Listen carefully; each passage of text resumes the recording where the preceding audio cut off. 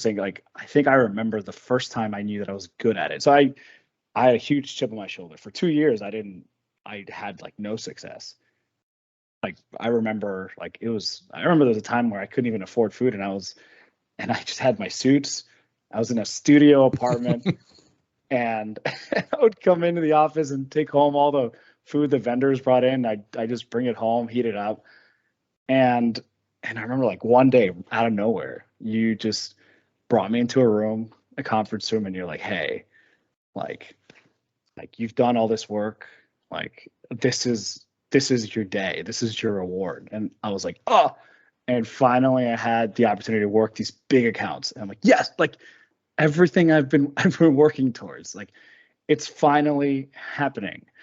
And I think it's that to me was recognition. It wasn't that, oh, I'm going to make money. Yeah. It's that I've been working so hard and you recognize it, and the reward is finally coming. That you chose me and you said, hey, I could give this to anyone on the team, but you get your top choice. If you want all of them, take all of them. I remember you said that. You're like, if you want all the accounts, I'll give them all to you. I was like, me? I love that you remember that. And I'm smiling because that's exactly how I remember it too. Because to your point, it wasn't here's one account or two. It was here's all of them. So here are 20 customers that I'm able to reassign to our team. And I think my words were probably, you have first right of refusal. And you said, well, do I take one or two? You can take all of them. First right of refusal. Go do some research, right? You know, to tell me now. And then tell me what you want. And to your point, right? And those, like you said, it's those moments where you're like, I'm doing something right. Right. Right. And it's interesting. You find, some people just need encouragement. And that's it. Those are the moments, like day in, day out. It's not just when you close the deal. It's the little things in between. It's all those steps, those 100 steps that it takes to get closer to the deal.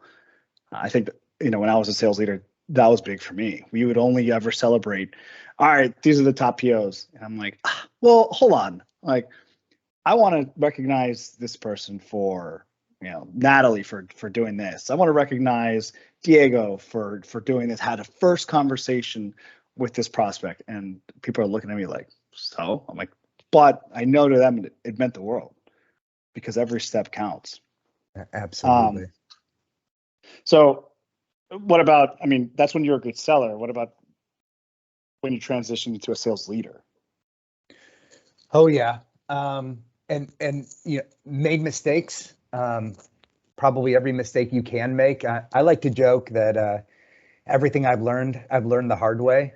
Maybe not everything, but certainly most things. But I share that because one trait that I really admire in great leaders that I try to replicate is vulnerability. So, for years the focus was on IQ. People could say what their IQ is. I'm not even going to do it, Xavier. If I ask you what your IQ is, you probably know the number. You do, don't you? No, Don't say I it. have no idea. No, okay, all right. I thought you would. But I learned, not just as a leader, but as a human, there's something more important than IQ, and that's EQ, and it's emotional intelligence. And what you find in the best leaders is and some people are afraid of this word, but they're vulnerable. And vulnerable is the same as down to earth, which is the same as authentic, right? So when you think about some of the best leaders you've had, they're not these intimidating presence of like, oh, you don't speak unless you're spoken to, and no, you're not allowed to make eye contact with them, and dare you challenge them. No, the best leaders, really, really great leaders, they're real, they're authentic. And it's something I've always appreciated. Authenticity, vulnerability, honesty, true honesty, and you can see it, right? So EQ, huge. Yeah. Real quick, what you just said is important. So it actually all ties together. Big fan of Jordan Peterson, right? And he says, one of his rules for life is tell the truth. Mhm. And then he talks about like it's not like tell the truth like, oh, it's raining outside, it is raining outside. Like it's not like that's not what I mean by tell the truth.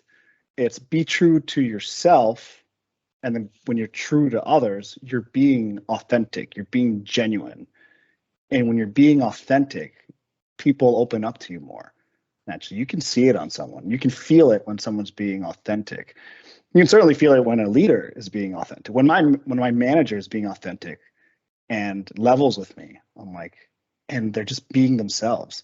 Yeah. I remember your director. We would like laugh when not laugh. There'd be great moments when be behind closed doors, and he would finally like drop an F-bomb, and we're like, ah, yes, he's being himself. Like this is who he really is. Like let it go.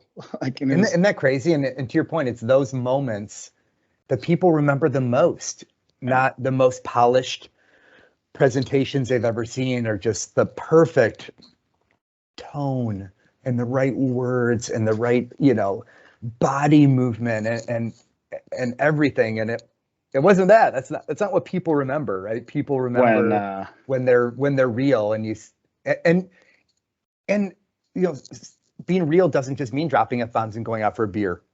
Being real might mean not going out for a beer. So I had a prior leader who years ago, a couple of the newer folks, the younger folks said to this gentleman, let's call him Bill. That was his name. I'm going to make it up. Hey, Bill, you want to go out for a beer with us? And he said, do you know how he became a director at this company?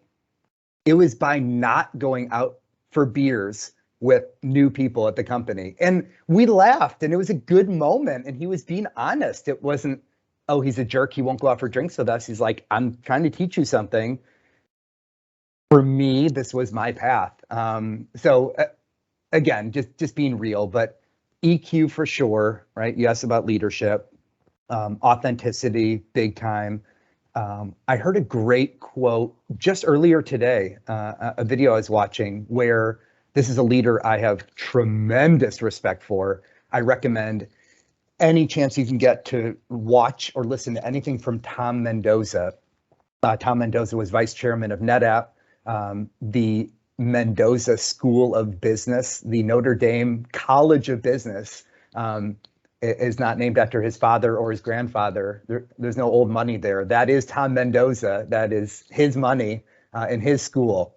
And Mendoza is one of those truly authentic, great leaders. And he said, I don't view myself as when he's, whether you're CRO or VP of sales or a frontline manager like myself, he said, I don't view myself as the owner of the team, but rather the captain of the team.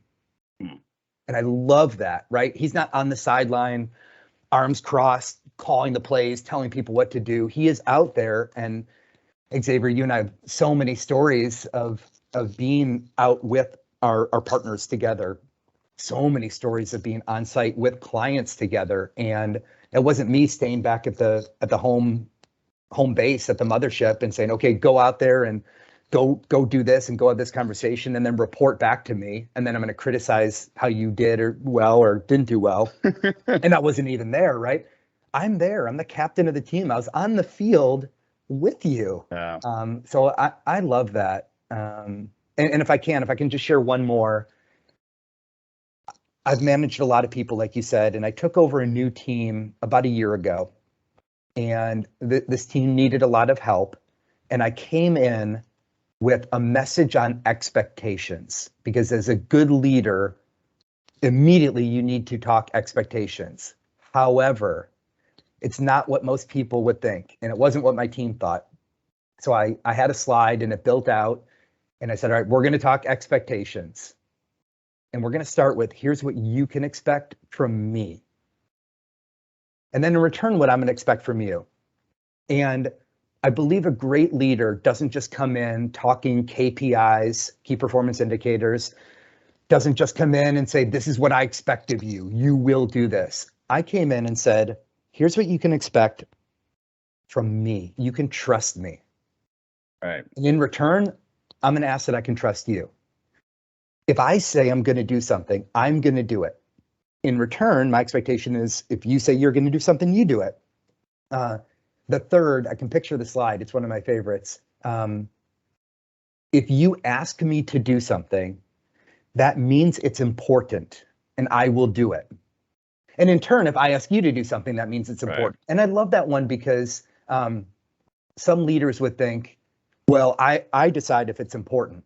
If somebody on my team asks me for something, it's like, no, spoiler alert, it's important, period.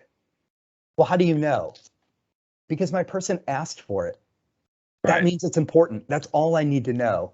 And then I had a few others, but the final one was, look, I'm going to be here to help, provide feedback in a way that inspires you to improve. I'm going to be there at the front lines with you. I'm going to coach you and develop you, and we're going to build account strategy plans together.